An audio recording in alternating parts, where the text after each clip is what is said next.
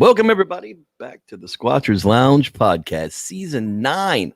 Almost a decade to listen to my jackass talk about Bigfoot on the air, and that is, almost something in itself.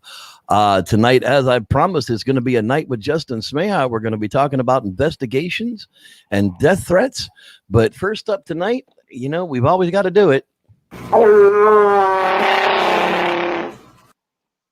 Bigfoot call or fat girl fart? You make the call. All right. So with that, let me go ahead and introduce our guest for the evening, Mr. Justin Smeja. Hello there, sir. What's up, brother? How you doing? We're doing good. It's been a while since you've been on the podcast, a couple of years. I know you kind of lost taste for it there for a little while because it just got to be too much. And, now that we're back into almost investigation season again, it's time to get back on the ball and start talking about what we're going to do this year now that I'm not going to die. For anybody watching, the Reverend here had a pretty close, had a pretty close brush with not being around for too much longer. And, in the last month, things have really turned around and I'm looking forward to living. So, we're alive. We're moving on. We got some damaged parts, but damn it, that's not going to let us down. There he is. Okay. I forget. How much weight did you lose, Reverend? It was I weighed 313 pounds when I went into the ER. 100 fucking pounds. Yeah. And as of this morning, I weigh 213.4. So I have lost a total with weight loss and all the water that was on my system and everything else. And most of it was water, and water is very heavy. A gallon of water weighs 8+ pounds. So, every liter of water that was on it was in my abdomen weighed 2.2 pounds. They pumped 9 liters of it off of me that first afternoon in the hospital. That was 20 pounds of water right there. Then when I went upstairs and finally got a room 3 days later, I weighed 286. Which, that's already 30 pounds lighter than what I went in at. And ever since then, it has just been shedding. So, I'm almost back to a normal body again. Thank God. My legs are stronger. I walked a half mile. I walked a quarter mile. I walked a half mile. And I walked an eighth mile today.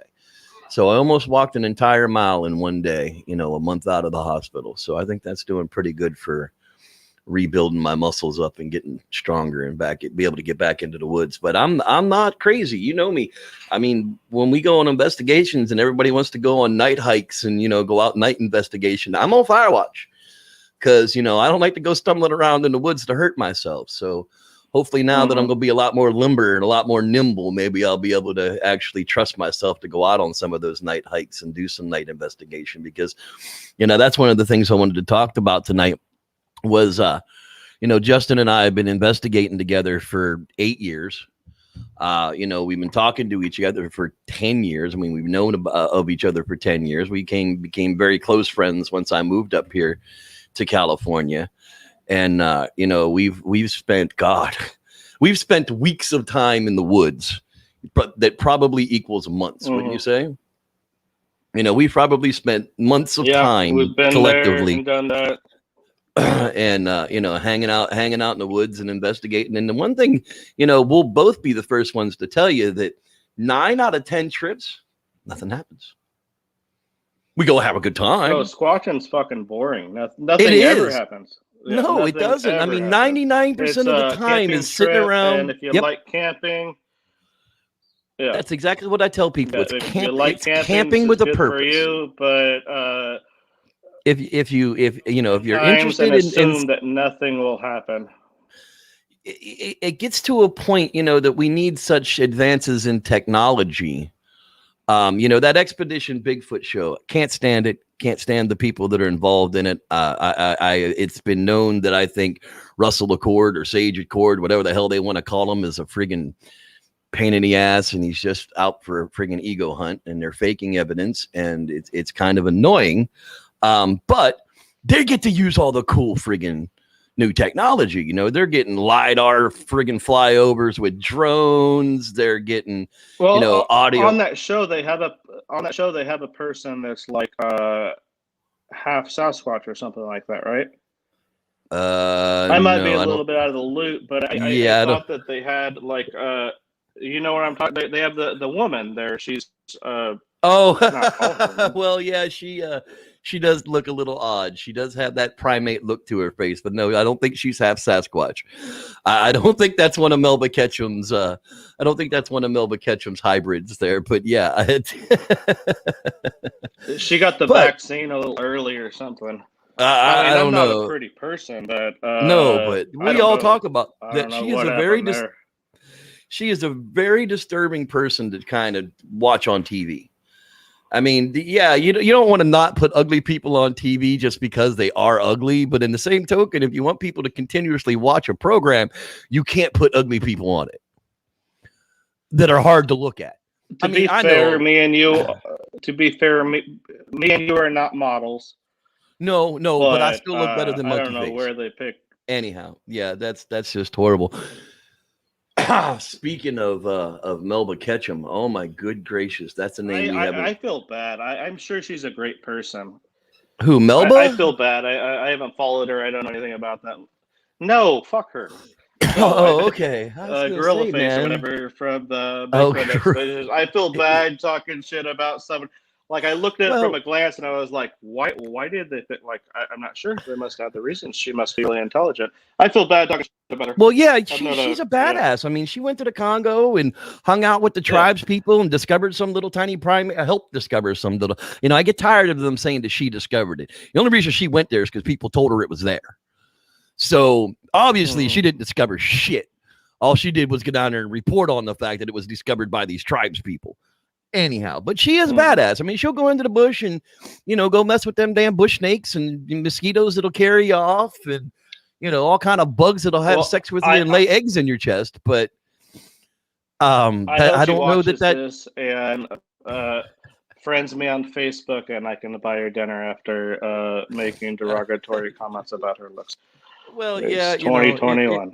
It happens like that. But in this season of it, they've now gone from Oregon to where they've had all this Squatch metrics data to Kentucky. And they've taken the exact same techniques that they used in Oregon and they're using them in Kentucky.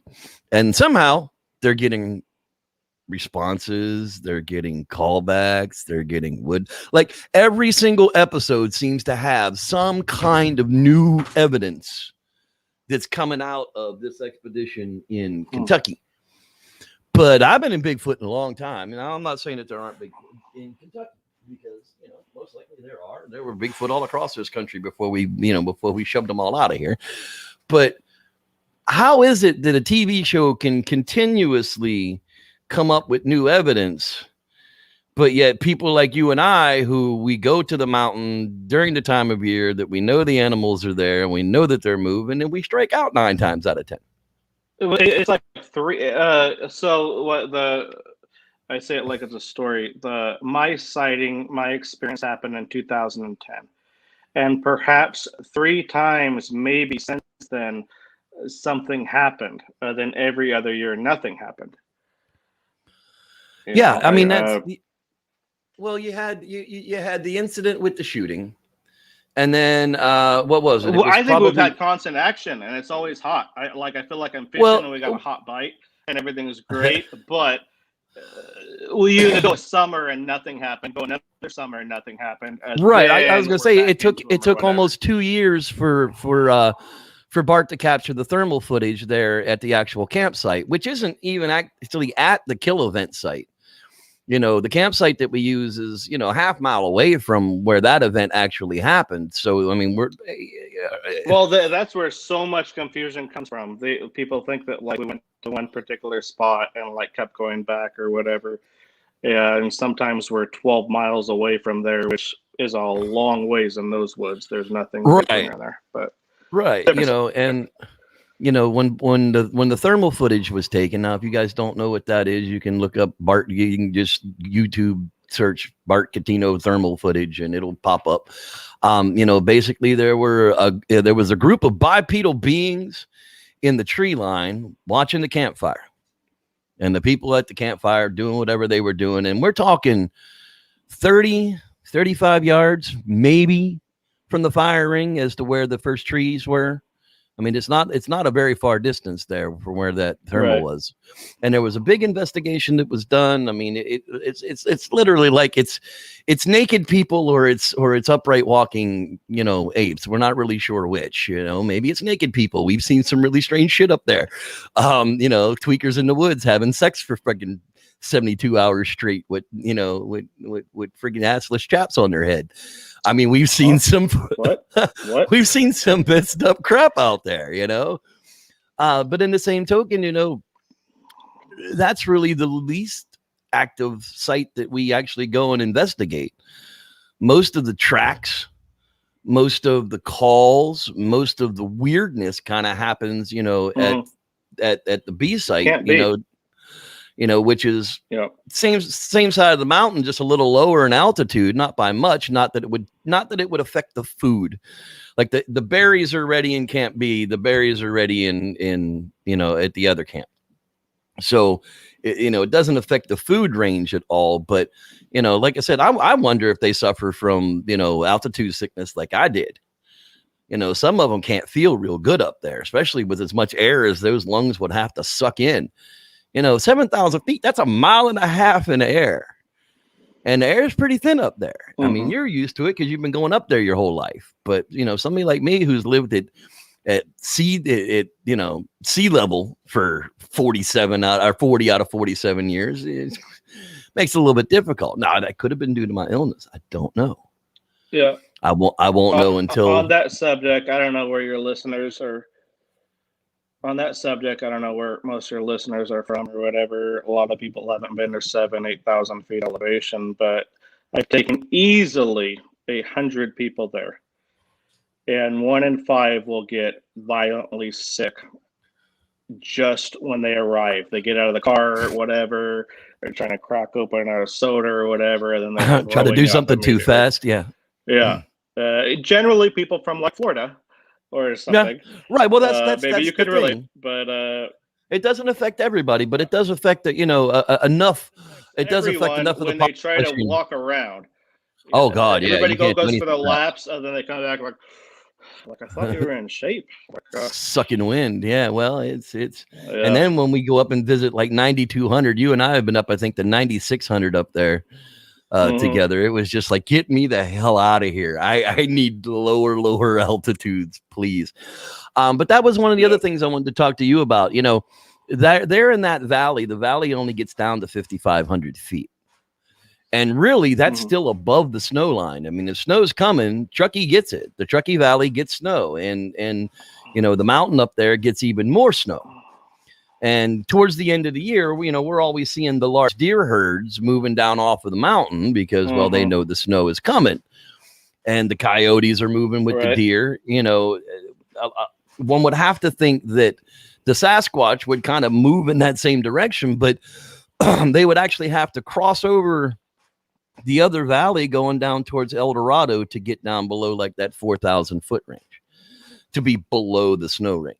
The actual snow line itself, because there just isn't any point in hanging up in the alpine, with no food, no real water to speak of, because almost everything gets frozen over up there that late in the winter. I guess they could suck on the snow, but that's no friggin' fun for water. We've all done that. So once they get down to that 3,500 foot in the wintertime, I think that's when we start to see we hear a whole lot of the wintertime sightings at that point. Especially if you talk to the people around Truckee, you talk to the people around Bassett, you talk to the people that are right around those areas that have had, activity of some sort of weird activity, because that's really all you can really approach somebody with. You can't really go, hey, do you have any Bigfoot activity going on up here? Because then they look at you like you're stupid because they know it's one of us. We've tried that, but yeah, they know it's one of us. Then all of a sudden they started coming around and they were like, remember that time you asked me if like anything happened? And then Bassett Station. I don't know what people know or what they don't. We got names for these different places that we go, but there's a little dine-in breakfast, bed and breakfast sort of thing. And we go there to refuel and get whatever. And we've seen these same people over and over and over. Like, it's the nearest gas station for 20 miles. Everybody's going to go there one way or another. Right. Everybody when goes I first to Bassett started Station. going there, I would ask people, they would laugh at me. Then the next year I'd show up, and then they're like, hey, I need to talk to you right now. Like, I've been waiting for you to come back. I have a story for you. That didn't happen once, twice. I think it happened 4 times. 4 times there was somebody that worked at or visited Bassett Station that had a significant encounter because they were there to try to find the Mecca, the kill site. I want to say which we don't even really spend that much time. Yeah, at the kill site. I want to say that's where we were when we talked to that lawyer that said that they had the boulders rolled down the hill at the Diablo campsite. The rocks throw, yeah. Whether they were rolled down the hill or thrown in the water. There was a waitress that worked at the diner that was driving home one day. She had to stop because there was a deer that was right in the road that had just been hit. She stops because she can't quite get around it. Then she sees a Sasquatch, unquestionably, undeniably. There's a show on it somewhere. I don't know where the shows are. I got shows. Yeah, it's on the Travel Channel. The one that they're running right now. Yeah, the one they're running right now has Amber's story in it. Has you and Stacy Brown over at Site B.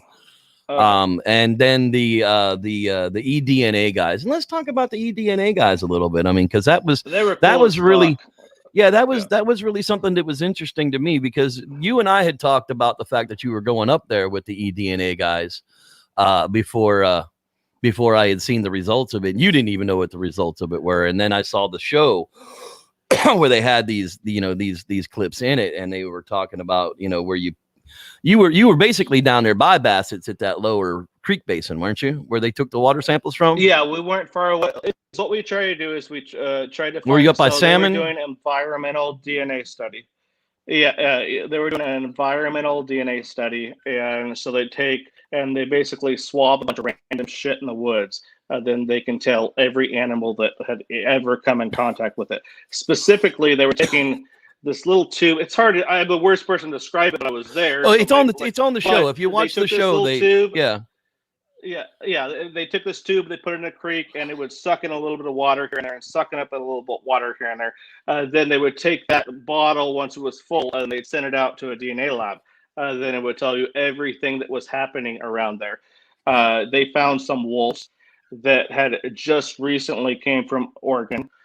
That was they were on this tracker thing on their neck. And they found everything that was there. And there was a short conversation in there, which you probably know better than me. And they were like, "We found something that's not a human, but it's a primate." That's exactly like the end of it.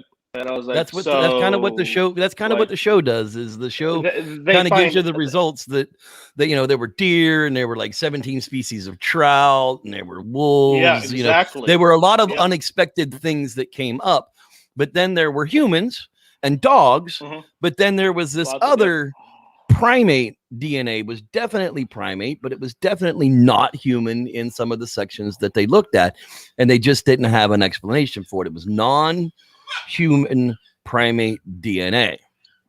And with that being in the lower basin, you talk about the 7 big lakes that are up above it: Salmon, Upper Salmon, Gold Lake. Salmon, Sardine, Gold Lake, yep.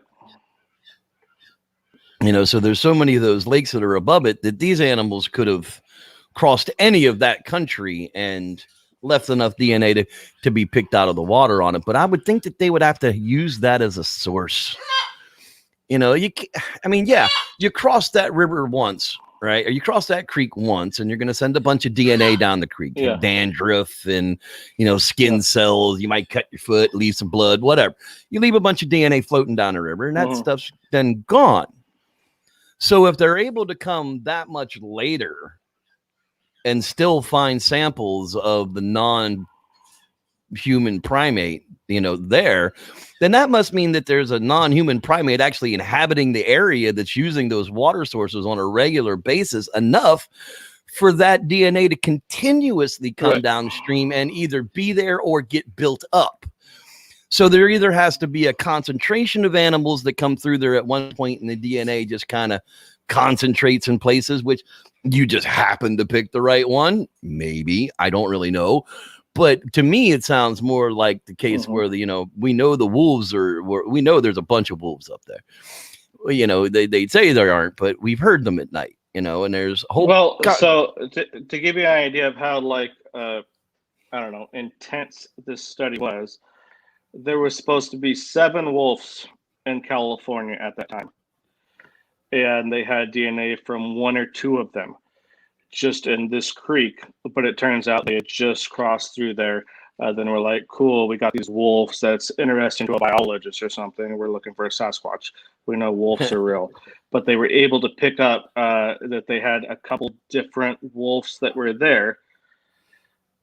Like you said, they had so many different types of trout. Fish and Game was like, I think we only have 13. And they're like, I don't know, we got 17 here. Like, they were figuring out everything that there was to figure out. They did find something small that was interesting, but it wasn't big enough to expand on other than, wow, this looks interesting. We should look into this. But those guys were now they just wanted to show up and do their job and say, you say there's Bigfoots here. If they are here, then we'll find something of that. And it wasn't that different. Right. That's the key to it is when now DNA science has changed so dramatically since even the time that Melba Ketchum started her DNA study on Sasquatch, because they had to physically create primers to be able to test against to see if there was even, anything outside of the human realm. Now, with the eDNA and a lot of the other changes, like you said, they can give it a sample and it'll spit out everything that's ever been there. And that's a completely, that's where the DNA, the DNA science is now breaking apart the samples rather than making us complete them. You would put a sample in there and then you'd have to put a bunch of primers in there and hope one of them came up with whatever the hell it was that you were looking for, unless you were Melba Ketchum, and then that included spraying it with water and bleach. Is she still around, or? Yeah, she's doing the gray hair, she's doing the red haired lop-headed loveless cavern monsters or Nevada, the cave thing there. She's duped Wally into running all kind of crap on that, and supposedly she still has a Bigfoot habituation site, but she doesn't talk about it because that's not important anymore. It's like, I have a ranch where Bigfoot live, and they come up and they pet my horses and they braid their hair. Where is that in Texas, or? I think it is. Yeah, I think it's in North Texas is where her ranch is. But that was the time that she came out and fell unconscious and woke up and she was sore between the legs. I mean, she was sexually assaulted by a Bigfoot, right? That's what she claimed. I mean, these aren't things that we're saying about her. These are things that she actually made claim to on Facebook, on the internet, in her own words. Yes, the Love Lock Cave. Speaking of that, it sounds great. So yeah. So for perspective, recently, a couple years ago, like, I had done all these podcasts. Perhaps I'd done 100 of them. I don't think there's that many people that have done 100 podcasts, right. But I did a lot of them, and I said everything that I had to say, and there was nothing really changing. And I wasn't trying to give up like more information about our ongoing research.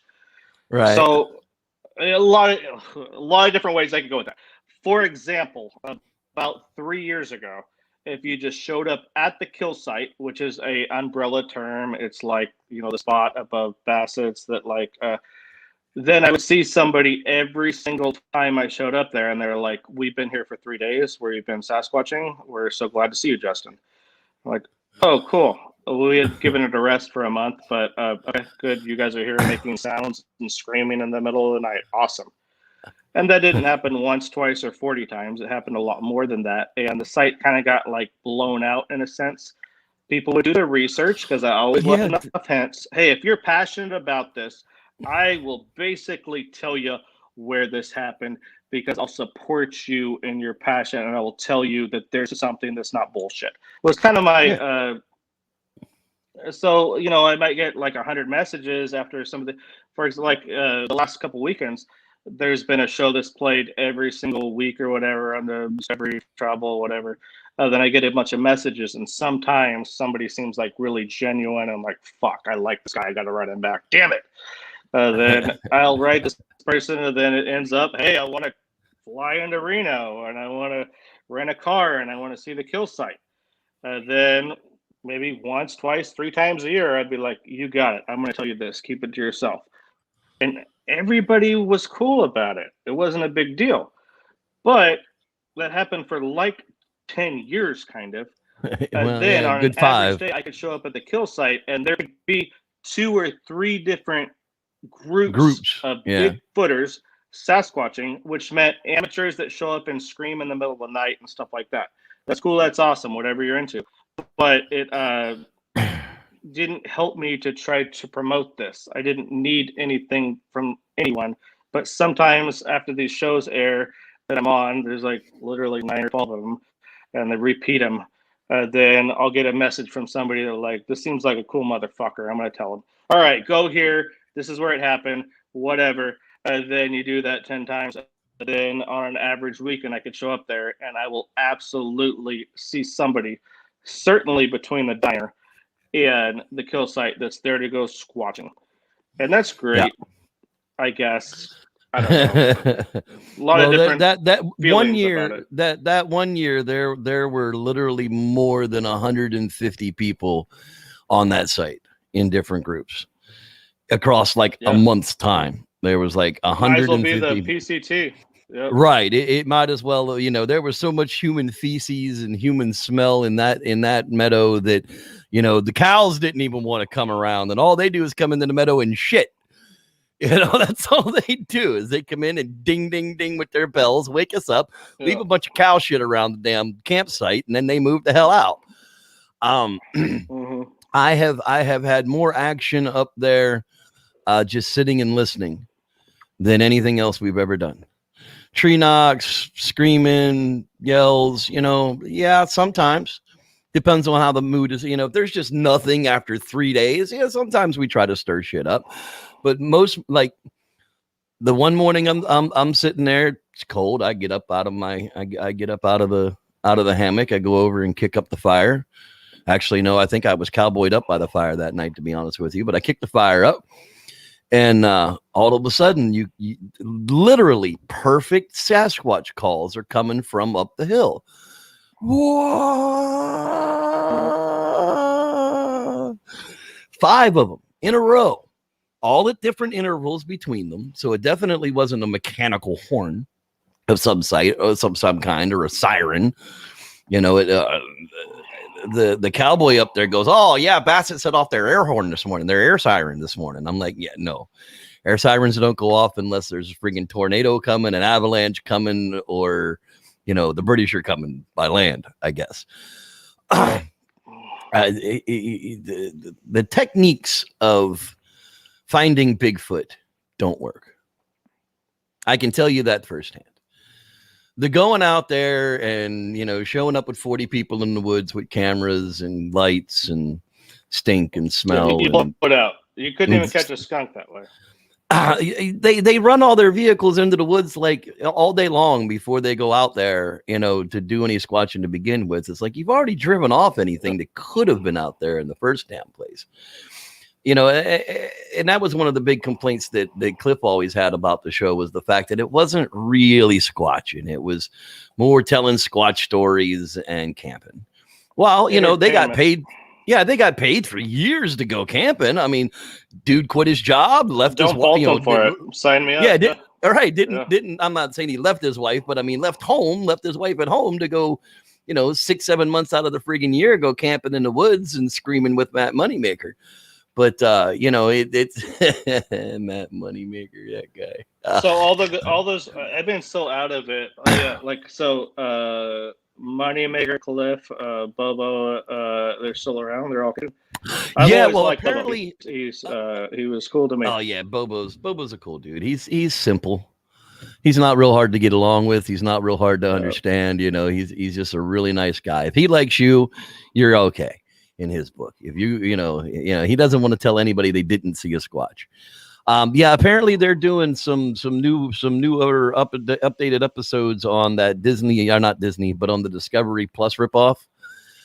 The Discovery Channel started their own streaming platform crap, and apparently they've got some new episodes on the internet, on that, not on TV. right? And you have to pay access $5.99 a month to get that streaming access to be able to watch them. So nobody will. You're right. It's not just them, though. I mean, there's a whole bunch of crap they're doing that with some of the gold shows and some of the home improvement shows. They're basically reaching out and sticking their middle finger right up the butthole of every cable person that ever paid for cable and spinning it around, because now they're taking shows that have been on Discovery forever and putting them on Discovery Plus. So you get like the first episode of oh God, it's the Crikeys, or Crikey, it's the Irwins, or whatever the freak that show is with that damn Australian gator kid, and then to see the other 9 episodes, tune into Discovery Plus. It's like, yeah, no, I won't be paying you $5.99. I don't pay friggin' Disney $9.99. I don't, it's all that. Anyhow, hey, let's say hi to what shows people are into. Like I like to watch Shameless or whatever, like a couple of shows on Netflix, and I certainly don't pay anywhere close to that to see these shows that are probably the most popular shows in the world. But they can like go squatching and make $5.99 for what it look cool, that's awesome, I guess. Due to my wife's job, I don't think it's negative for the field. Any publicity is good. We literally have the besides top idiot tier cable. We pay the absolute most you can pay for cable TV, and we don't get some of the fucking programming. It's just like a little agitating. But let's take a moment here and say hello to everybody that's out there watching us live tonight. Mr. Shane Barber's in the house. He's not feeling so well. Hope you get a little bit of relief of your pain, buddy. I know how that goes. Bella Allegria's in the house. She's hopefully still in remission and doing well. I hope that's really going good for you. Kathy Yarborough, Tennessee. Woohoo! Eastern Tennessee doesn't get a whole lot of snow, but when it does, it's fun. The Reverend Tim McCune is joining us tonight. Hello there, Tim. Glad you're with us. Miss Natalie Smith and maybe Wheezy. If Wheezy ain't watching, I hope she feels better, and tell her we said hi. Let's see here. Moving on down the list here. I know there's people that said earlier, and I, for some reason, it's not showing up. So if I, you might want to say hi to me again. Cameron Young, the great white Canadian Bigfooter. He had a question for you. He says, do you have any regrets about not taking a piece of that dead one when you left? Just a piece. Always good to get a talk from anyone in Canada. They seem cool to me. They're so polite. I've been asked that more than 100 times, and like, yeah, obviously, fuck, man. Are you like, yes, of course. Right. Having the winning lottery ticket and burning it for fun or whatever. Yes, absolutely. It's always been the same answer. Like, fuck.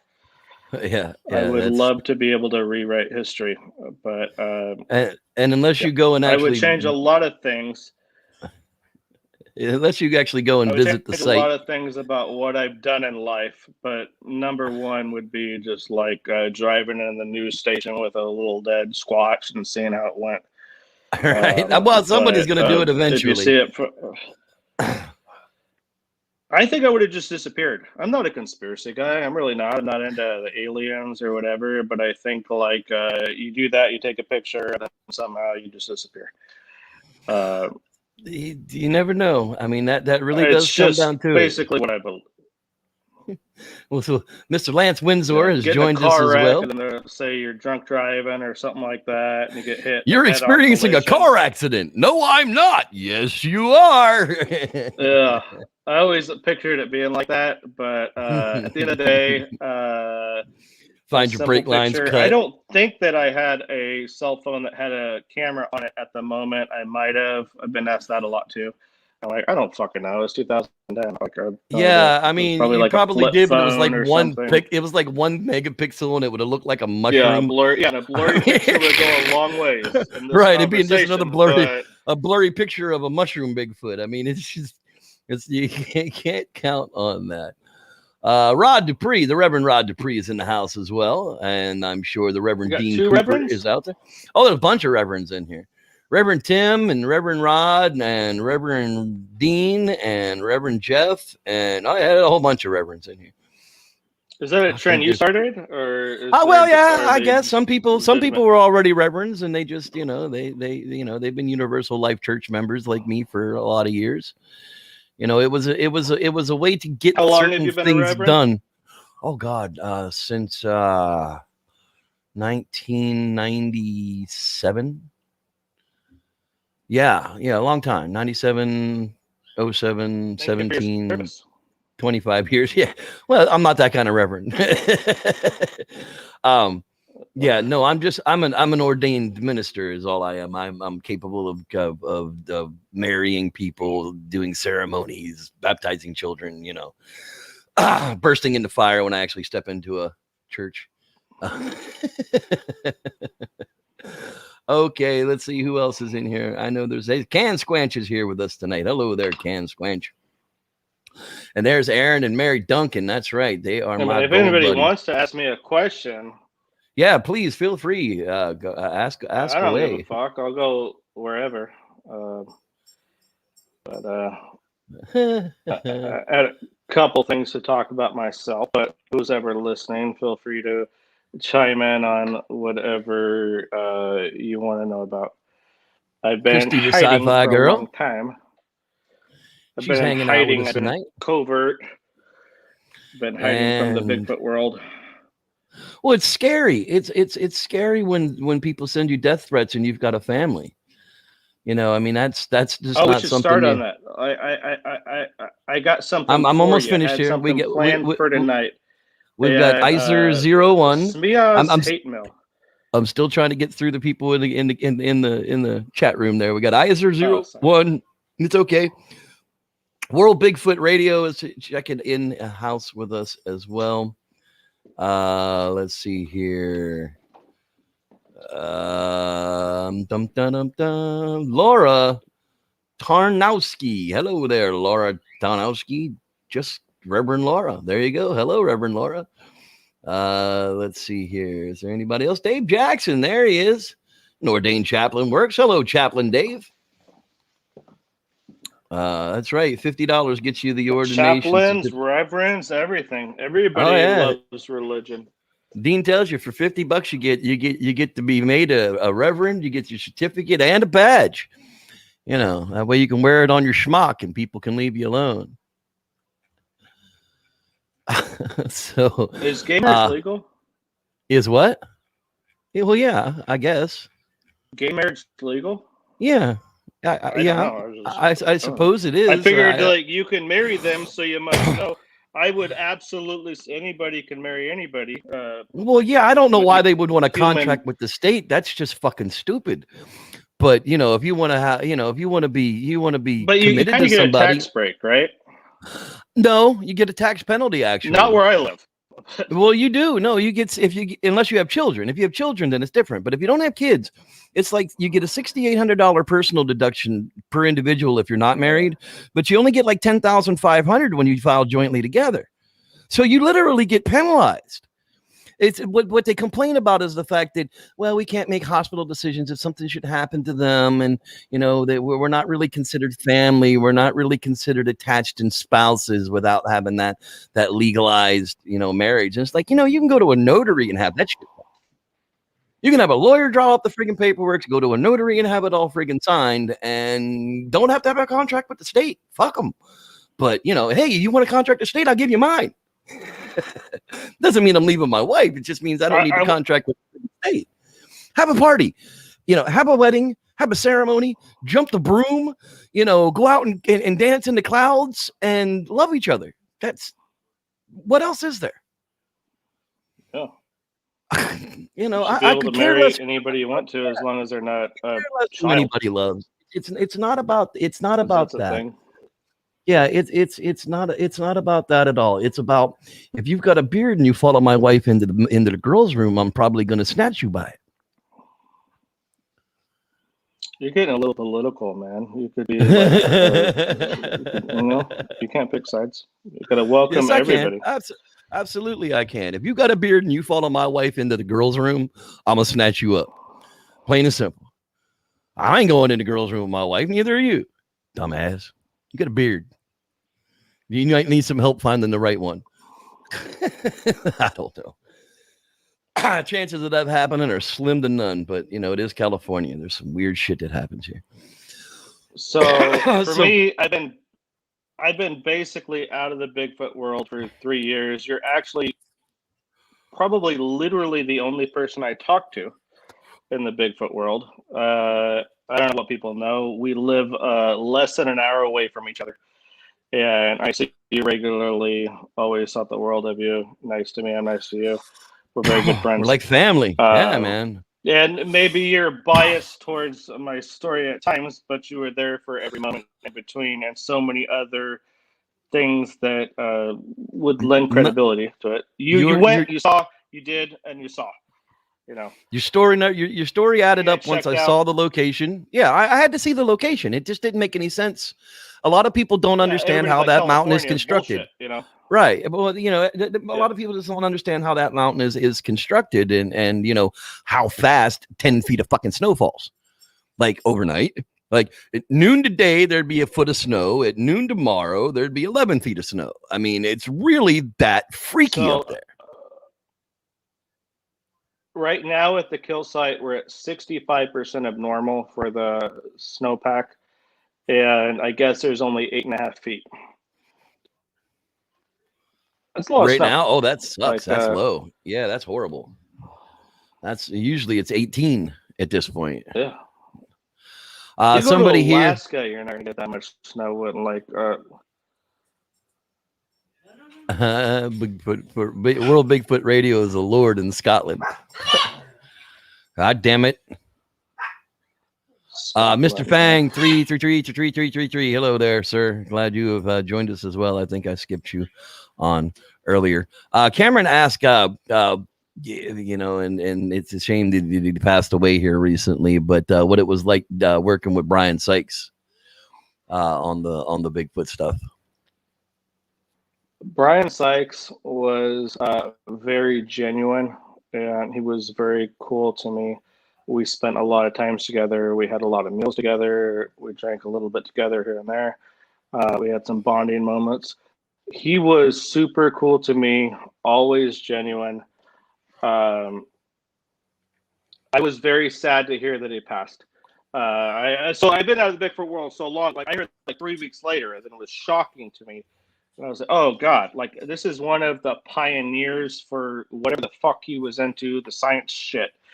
This was an important person that he had a book called, I don't know, The Seven Sisters of Eve, or probably not even the right number.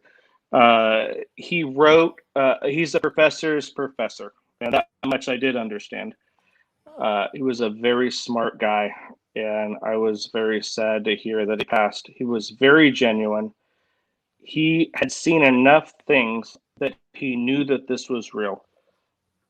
He knew that Bigfoot was a thing, but he just couldn't put it on paper. Yeah, that was. It was very good guy. What was really kind of sad about all of that was that cat doctor, that vet that he used to pal around with, when they were doing all the Bigfoot investigations and stuff, when they were doing the hair samples. He didn't fuck with her. No, he didn't fuck with her at all. No, not with Melba. I'm not talking about Melba. Everything about. I'm not talking I'm not talking about Melba. I'm talking about that dude, his co-host on the shows that he was doing. Was that British friggin' garden presenter? He was a veterinarian. Mark's his first name. Yeah, he something works like for that. Channel 4. Yeah. He he was a pretty nice guy too. Yeah, it was just strange that they sent him off on his own to kind of disprove everything that Dr. Seitz was trying to prove in the first place. You know, when they got all those Himalayan bears and yeah. I mean, he literally he showed up with a big production company, and they had so many cameras, so many sound people, so many production. Somebody had some money somewhere. I don't know, but the only thing that I didn't like that happened with that guy, Mark, whatever his name is, was there was a couple times where they would ask me a question. Then his response would be filmed in like wherever the fuck he's from, across the pond or whatever. And he would be asking me, anyways, they edited some stuff. And he would ask me a question. I was responding to a different question. Then they pieced it all together to like try to make a different story. I understand the producers have the right to tell the story as they see fit or whatever. But there was questions that you asked me. When you do these things, they talk to me for 6 or 8 hours every single day. They had tons of audio of everything you could think of. They asked me every question, whatever. Then they do that for 4 days, 5 days. There's like something like 40 hours of footage. So when they actually put that show on, then there was times where he would ask me a question and I was answering to a different question, and he's asking the question in fucking Britain or wherever the BBC is. He was asking that question there. Obviously, you could tell the trees weren't the same. And I'm answering a question in a hotel room that was not the same question. There was stuff like that, but every show I've done was like that. The only accurate, everybody should take this in. If you heard nothing about anything I said tonight, there was only one show I've ever done out of the probably 17 shows that was accurate, and it was with Rose Sahibi. It's called Dead Bigfoot. It's on YouTube. It's kind of hard to find. There's like 800,000 hits or something. I don't know. It's kind of hard to find. That is the only time I got to tell my story in a way that somebody didn't change it a little bit to fit a narrative. That's the only accurate thing that I've ever done. The other shit, every other show I did, all other 16 shows, it was just a little bit misleading here and there. It was like, well, I said that, but I was talking about this other thing. And then they want to like try to twist it. I don't know. I get it. They got to tell a story. They got to make it make sense. They want to make it sensational. Segment in some. Yeah, they want to make it sensational to get as many viewers or as many hits on it as they can. And I was in and around while Dead Bigfoot was being filmed. While all that investigation stuff was going on, and I was never really all that happy with Roe trying to make you out to be the bad boy of Bigfooting, because it just doesn't fit your personality. He was telling a story, but Roe is the only person that told my story accurately. Yeah, without changing anything about it. He might have had his. He didn't even really have his spin on things. Like, I agree with everything about that movie. That's my movie. That's the only show I've ever done. Everything else is like some producer from LA trying to like make a story or whatever. That's 100% accurate. If you haven't seen it, watch that. There's not a single thing in there that's inaccurate. Sure, things have happened since then, but that's the only true story besides 100 podcasts on the internet where I told it. Right. All right, pal. Well, let's get this wrapped up tonight. What do you got? Anything? You got anything that you didn't cover that you want to make sure that everybody hears from you tonight? I've been out of the Bigfoot thing for 2 or 3 years because it wasn't productive. The kill site got overran with a lot of different people, and I thought I just need to stop talking, and I need to stop like hyping this up so that we can have our own time there, which I guess this wouldn't help that much about that. But for years, I always try to like do these shows, talk to everybody, like try to convince them, hey, come for yourself. You'll see. Yeah, it's from California. Yeah, but this isn't the part of California that you've ever been to or ever seen. This is a big deal. This is genuine. So I've been out for a while, but that's just because not a lot changes. Like, nothing changed for me. I'm still doing it on the side. I'm still very passionate about the subject. I would still give like 3 or 4 of my fingers to prove that everything I've said is genuine. I've taken 3 different lie detector tests, like a bunch of different things, bunch of different directions I could go there to prove validity or whatever. But at the end of the day, what I'm thankful for is the people that I met along the way, like you, Jeff. I've met some of the best people, like even John and Jonathan and Bart Catino, one of the best guys I've ever met. Just super. He has a lot of integrity, and guys like Sykes and even Meldrum when he's not on whatever payroll or something. Right. Whenever I he's met not on some Todd very Spanning's payroll. yeah, like I met a lot of people that were full of nothing but truth and integrity, and I met some idiots along the way. They're just like they think aliens or whatever, whatever, a ghost, demons, The angels, Squatch all Master, Bigfoot, one and level the 18 same. black belt.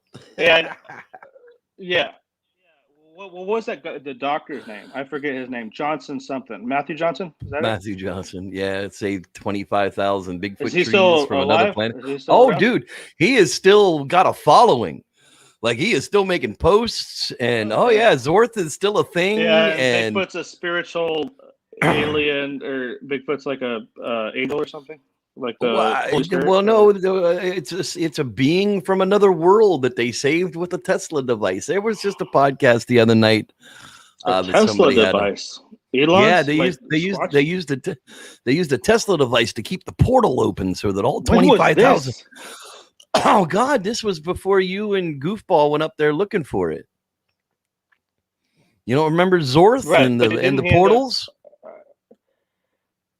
I know about Zorth and I know about the portals, but Yeah, that's the thing was they used a Tesla device to I'm hold not open that confirming any portal. of And that. I heard about it.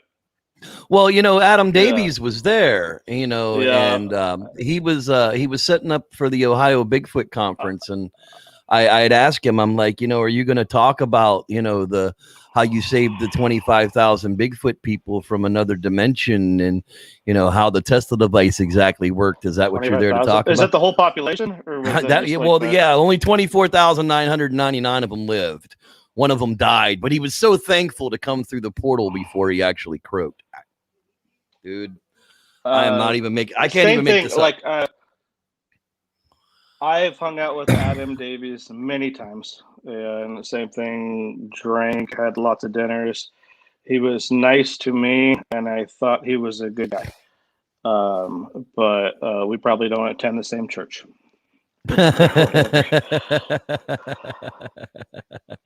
had his own ideas about some well, look, things, I mean, Matthew Johnson has a closed. Of course he's smart, but he's got a closed brain injury. Didn't he touch kids or something?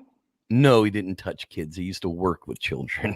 He didn't touch kids. No, there's something about my memory's not good, but it's let's not even go there, brother. Let's just skip right over that completely, something that happened there. I have a feeling he has lawyers, and I don't need involved in that shit. And just no, not that I know. No, he already did it. I said this on a podcast, and he already talked.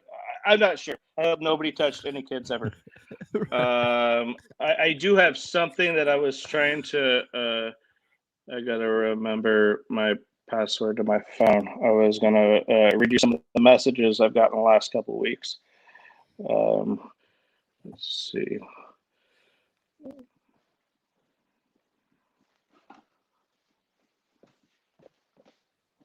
Trying to log into my phone, but normally. All right. Anyways, I'm sure I misremembered that, but not really. He's a weirdo, and yeah, he shouldn't be allowed to talk to kids. Maybe that's what it was. If he's saying all of the different things. Well, I certainly wouldn't him around my children when he's talking about an invisible friggin' Bigfoot monster putting his hand on my crotch and solving my friggin' deep. Yeah, there was something about like a crotch and a like. Yeah, that was a Bigfoot. Zorth came to his bed. No, Zorth came to his bedroom and healed his blood clots in his legs, and his horrible groin problem. I mean, we could try it. Like, we just got, I don't know how you talk this off. All right. Yeah, so, well, it was. Let's see. I'm just going to go into I just figured out how to get into my phone. I don't know that much about technology, but this will be easy. I'll just read you the 5 most recent messages in my, is this interesting? Like the friend, this is my fan mail. Fan mail, let's see, I'll start it with Susie Sim Lewis. She says, you're a horrible murdering man. English must not be her language. I hope you laid in bed and cried. Been watching you on TV, absolutely sickening. Karma will find you. Leave the animals alone. Okay, there was more words, but you're a major asshole. Well, that's not okay. That's fine. You're a major asshole, and you said it looked like a human, like the older one, like probably a parent. How would you even say such a stupid thing? You disgust me, blah blah. You're a fat fucking piece of shit, is what Patty Duke said. Oh my God. Sure. Toey Ellis, he's got Toey Ellis says, hey, Dick Breath, I just saw your TV thing. You're a real piece of shit, and you make America suck. Make America suck? No, America's, well, it's not great again. Okay. You make America suck. I don't know if you fucking die, you loser, blah, blah. Life US, mental problems, this, that, and the other thing. You're disgusting. You should kill yourself. I hope your kids die. Oh, yeah. Anyways, yeah. Yeah, that's just, you know, I mean, so stop sending the man hate mail. It's not his fault that they edit it that way. It really isn't. Go watch Dead Bigfoot. Well, it just goes into this find out what thing really. It goes into this like folder thing on Facebook. And then if I want a good laugh sometimes, then I'll like check it out. Message Most requests. of it's like, hey, what's up? Just saw your show. Yeah, the message requests. Yeah. It's like, most of them are like, hey, what's up? Just saw your show. Are you that guy? Let me know if this is true or not. I get like 5 of those a weekend every time a show airs or whatever, sometimes 50. Then a lot of it's usually people from some other country that obviously speak English. They like to say cunt a lot. And those are usually the British or whatever, somewhere over the pond. Those are usually the British, like UK or whatever. Yeah, they're definitely anti-hunting. They like to throw like any type of hunting because they don't have enough animals, and But these are people that have a different world view. I don't think anybody should be out killing all of the Bigfoots or killing all the animals. I don't know. They have this misperceived idea. Like, my life is full of animals that are very well taken care of and loved. Right. More animals than most of the people reading this. You do too. I love my dogs much more than I like people most days. Wildlife. Yeah, I love everything to do with conservation, wildlife, making the earth greener and better, or whatever. Everybody's got their own. Yeah, I shouldn't have shot Bigfoots. Yeah, sure. But how are we gonna prove they exist if we don't have something to show for it? Because I'll tell you what, I ain't trying to take one in live. Who are you gonna take it? Who's gonna take in a Bigfoot? Well, you saw the cage. How tall? One show. Yeah, how tall does the fence need to be? How tall does the fence need to be? They had.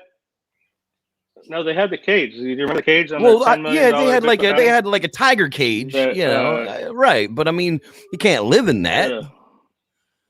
I mean, you can't make a Bigfoot live in that. I mean, yeah, you can capture it in that and take his ass back to town. But I mean, you know, how big does his environment need to be? Like the gorillas at the zoo seem really fucking sad that they don't have enough space to run around. You know, I mean, they look really fucking sad all the time. Just like the whales at at SeaWorld. They're fucking depressed as shit, man. That's why their freaking fins fall over. I mean, that's horrible to keep those large mammals like that in captivity. You want to make a preserve, fine, make a great big fucking preserve for them, but don't stick them in a cage so that little kids can drool on the glass and make them angry enough to beat on them and show their teeth all the time. You know, I mean, that's what a Bigfoot would go through if they did something like that. I have to believe if Bigfoots and people interacted directly together, then we would just kill them because they don't have vaccines for COVID or something. Not that COVID's fake, but they would have the vaccine for whatever polio or the thing that killed all the Indians and the smallpox. Yeah. One of the most legitimate things I've ever heard is that in the 1600s, it's widely believed by 4 different Bigfooters that smallpox Indians and the Bigfoots were hanging out, and the smallpox wiped them out, and so the Bigfoots were like, "We got to stay away from those people. When you hang out with them, you die." Well, they, I know some version of that must have happened, 1% or 70%. I don't know, but that certainly happened. Bigfoots, they don't have the COVID vaccine. Right. Yeah, definitely, for sure. You know, that's all that matters these days. Well, ladies and gentlemen, that's going to wrap up this edition for the Squatchers Lounge podcast. Justin, I want to thank you so much for coming on. We'll have you again on later in the year after we get some investigations under our feet. Hush, boy. And we'll bring people up to date on what we're doing in the woods. So with that, everybody, Go ahead.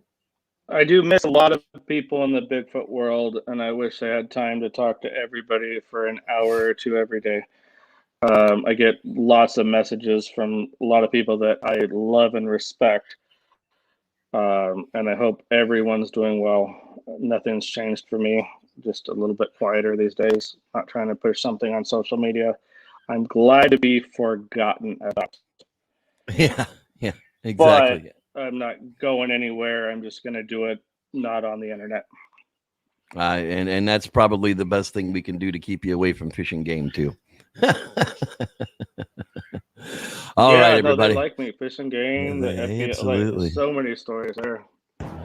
Yeah, Jesus, you know.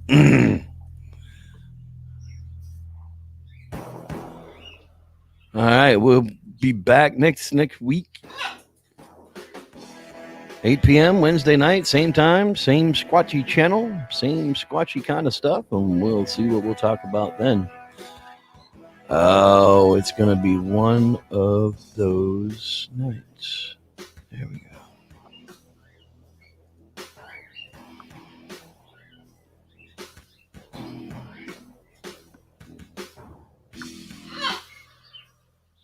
I don't think I said the hi to Lance Windsor, so I'll catch that in at the end. All right there, guys. Good night.